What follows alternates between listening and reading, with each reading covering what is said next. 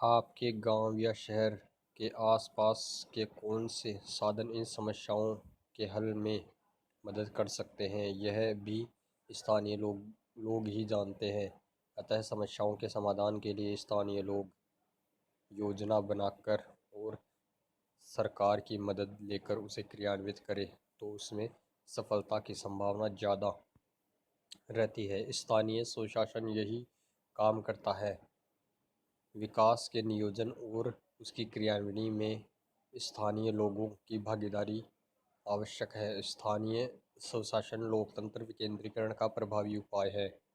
नागरिक सुविधाओं जैसे कि पेयजल आपूर्ति, सड़कों पर रोशनी, सड़कों व नालियों का निर्माण एवं उनकी सफाई, शिक्षा, चिकित्सा आदि कार्यों को करने के लिए स्थानीय स्तर पर वहां के लोगों की भागीदारी से योजना बनाकर क्रियान्वयन करना ही स्थानीय स्वशासन है। विभिन्न स्तरों पर स्वशासन का स्वरूप अलग अलग है। ग्रामीण एवं नगरीय स्वशासन का स्वरूप एक दूसरे से भिन्न है।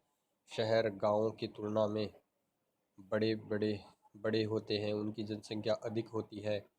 अतः शहरों की समस्याओं के निराकरण के लिए अधिक धन व श्रम की आवश्यकता होती है। उनकी समस्याएं भी गाँव से अलग होती है। संविधान के 73वें संशोधन के अनुसार ग्रामीण क्षेत्र के विकास के लिए पंचायत राज व्यवस्था तथा 74वें संविधान संशोधन के अनुसार शहरी क्षेत्रों के लिए नगरीय स्वशासन को और अधिक सशक्त बनाया गया।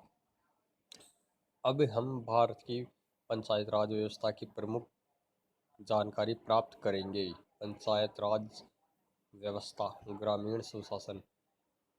ग्रामीण क्षेत्र में समस्त वर्गों के लोगों की लोकतंत्र में अधिकतम भागीदारी दर्ज करवाने और स्थानीय विकास के लिए हमारे देश में पंचायती राज व्यवस्था को अपनाया गया है। गांवों के स्तर और मौजूदा स्थानीय शासन को पंचायती राज के नाम से जाना जाता है।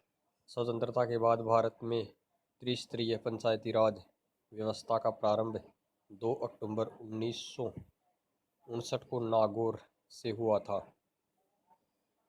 पंचायत राज व्यवस्था के अंतर्गत देश की ग्रामीण जनता सरकार के कार्यों में भाग लेती है।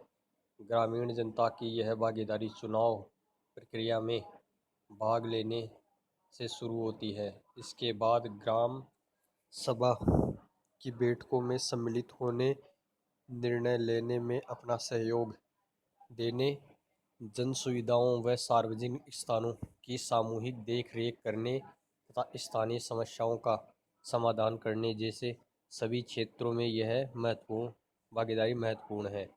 ग्रामीण स्वशासन त्रिस्तरीय संरचना है। इसमें सबसे पहले स्तर पर गांव की ग्राम पंचायत का गठन होता है। दूसरे स्तर अर्थात विकास खंड स्तर पर पंचायत समिति का गठन होता है तथा तीसरे स्तर जिले में जिला परिषद का गठन होता है। आइए अब हम पंचायती राज व्यवस्था के अंतर्गत ग्रामीण स्वशासन की विभिन्न संस्थाओं और उनकी कार्यप्रणाली के बारे में चर्चा करते हैं। ग्राम पंचायत। वार्ड सभा पंचायत की सबसे छोटी इकाई होती है। एक ग्राम पंचायत में जितने वार्ड पंचों की संख्या निर्धारित होती है, उस ग्राम पंचायत क्षेत्र को उतने ही भागों में बांटा जाता है। ऐसा प्रत्येक भाग वार्ड कहा जाता है। उस वार्ड के समस्त वयस्क महिला पुरुष मतदाता अपना एक प्रतिनिधित्व चुनते हैं, जो उस वार्ड का वार्ड पंच कहलाता है। प्रत्येक वार्ड के मतदाताओं की सभा को वार्ड सभा कहते हैं। वार्ड सभा की अध्यक्षता वार्ड पंच द्वारा की जाती है। वार्ड सभा के माध्यम से ही वार्ड के विकास की योजनाएं बनाई जाती है तथा उनको लागू करवाने के लिए प्रस्ताव ग्राम पंचायत को भेजे जाते हैं। ग्राम पंचायत की स्वीकृति से यह प्रस्ताव क्रियान्वित किए जाते हैं। वार्ड सभा उस वार्ड से संबंधित लोक उपयोगी सेवाओं जैसे सामुदायिक नल व कुएं, सफाई के कूड़ेदान आदि के लिए स्थानों का सुझाव देना, साक्षरता शिक्षा, स्वास्थ्य, बाल विकास व पोषण के कार्यों को बढ़ावा देने जैसे कार्य करता है। ग्राम सभा किसी ग्राम पंचायत क्षेत्र की मतदाता सूची में दर्ज मतदाताओं की सभा को ग्राम सभा कहते हैं। अर्थात गांव का कोई भी ऐसा स्त्री या पुरुष जिसकी उम्र 18 वर्ष या उससे अधिक हो और जिसका नाम गांव की मतदाता सूची में दर्ज हो और जिसे मतदान करने का अधिकार प्राप्त हो, वह ग्राम सभा का सदस्य होता है। ग्राम के विकास की सभी योजनाएं ग्राम सभा की बैठक में ही बनाई जाती है, जिनकी क्रियान्विति ग्राम पंचायत करती है। इस क्रियान्विति का मूल्यांकन भी ग्राम सभा ही करती है। ग्राम सभा की बैठक प्रत्येक 3 मास में एक बार अर्थात वर्ष में 4 बार होती है।